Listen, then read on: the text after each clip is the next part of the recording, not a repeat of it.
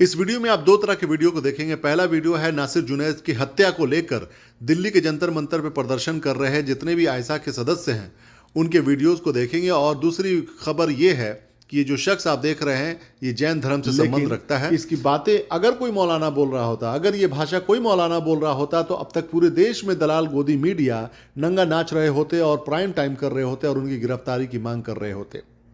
खैर, सीखने की आवश्यकता है, तैयार रहने की आवश्यकता है कि इस देश में कभी भी कुछ भी कराया जा सकता है। कोई भी गुंडे मवाली किस्म के संगठन बनाकर गाय रक्षा के नाम पर, गौ रक्षा के नाम पर आतंक फैलाने का जो काम कर रहे हैं उससे देश में कहीं दंगे फसाद बढ़ सकते हैं। ध्यान से देखिए और समझिए।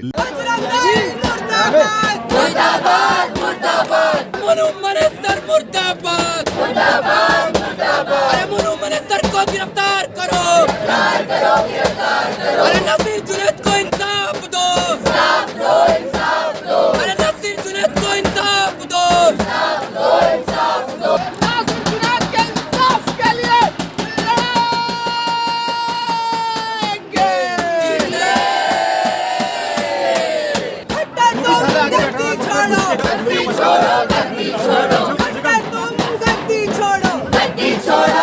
अरे इस्लामोफोबिक ये सरकार नहीं चलेगी, अरे इस्लामोफोबिक ये सरकार नहीं चलेगी अगली बार, अरे लिंचिंग वाली ये सरकार नहीं चलेगी अगली बार, अरे लिंचिंग वाली ये सरकार नहीं चलेगी अगली बार, अरे सांप्रदायिक ये सरकार नहीं चलेगी अगली बार, अरे लफ्ज़ियात वाली ये सरकार नहीं चलेगी अगली बार, अरे मुसलमान विरोधी ये सरकार नहीं चलेगी अगली बार, अरे दलित विरोधी ये सरकार नहीं चलेगी अगली बार, अरे महिला विरोधी ये सरकार नहीं चलेगी अगली बार, अरे बीजेपी मुर्दाबाद, अरे मोनू मनेसर मुर्दाबाद, अरे मोनू मनेसर को गिरफ्तार करो,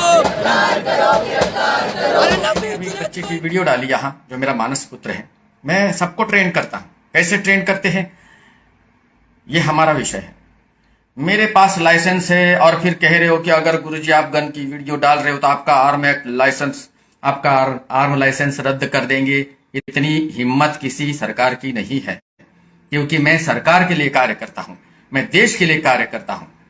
देश की विरोधी मेरी कोई प्रवृत्तियां नहीं है, इसलिए सरकार भी जानती है, देश का कानून भी जानता है, पुलिस प्रशासन भी जानता है कि मुझे मेरी रक्षा किस प्रकार से करनी है। क्योंकि मैं रक्षा मेरी करो ये ना मैं भगवान से कहता हूं, ना ही मैं प्रशासन से करता हूं, क्योंकि मैं भिक्षा नहीं मांग सकता।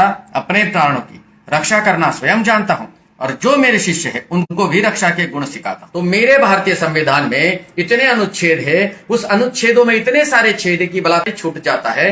तो आत्मरक्षा के लिए अगर हम किसी की हिंसा करते हैं तो हम आराम से छूट जाएंगे। और अगर हम आर्म एक्ट की बातें करते हैं कि आर्म की बातें करते, मत दिखाओ, प्रदर्शन मत करो, अगर तुम प्रदर्शन ही नहीं करोगे तो तुम्हारे अंदर का जो लहू है वो ठंडा रहेगा। प्रदर्शन करना होता है, शक्ति प्रदर्शन करना होता है और तुम्हें उसकी प्रैक्टिस भी करनी है। कि बस इतना ही समझाना चाहता था। मैंने देखा है मुसलमानों को, अपने दूसरे मुसलमान भाई को वो बोलते हैं कि अरे भाईजान ये हथियार बहुत बढ़िया आया हुआ है, ठीक है, ये हथियार बहुत बड़ा, ये बढ़िया आया हुआ है, ये अपने पास रखो, ये अपने पास होना चाहिए। ये एक दूसरे का मनोबल बढ़ाते हैं और दूसरों को एक दूसरे को देते हैं। यहां मेरे पास देख करके तुम्हारी तो टाटा फिश हो जाती है। मेरे तो हर कमरे में दिखेगी तुम्हें। ये देखिए, ये शोपीस नहीं है। शोपीस तुम्हारे घर में होगा, हाथ लगा के देखो उंगलियां कट जाएगी। ये भी केवल शोपीस नहीं है, ठीक है, और भी कुछ है। क्या दिखाऊं मैं आपको? वो कोई दिखाने की चीज नहीं है। मैं इसीलिए इस प्रकार से रहता हूं क्योंकि मेरे अनेकों शत्रु है और पूरा भारत जानता है। जितने लोग सोशल मीडिया पे एक्टिव है, जो लोग देश हित की बातें करते हैं, उनको पता है कि सूर्य सागर का जीवन किस प्रकार से बीतता है। हजारों लोग हैं जो मुझे भी उड़ाने की सोचते हैं, तो मैं ऐसे ही उड़ जाऊंगा? इतना बेवकूफ तो मैं हूं नहीं। उड़ाने वाले कितने उड़ गए पता भी नहीं। मैंने इसलिए हर बार कहा है, इनकमिंग है भाई, आउट गोइंग नहीं है।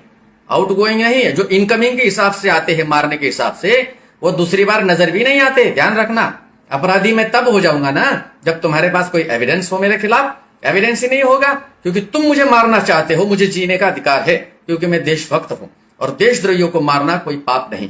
धर्मशास्त्र भी उसकी परमिशन देता है, न्याय शास्त्र भी उसकी परमिशन देता है।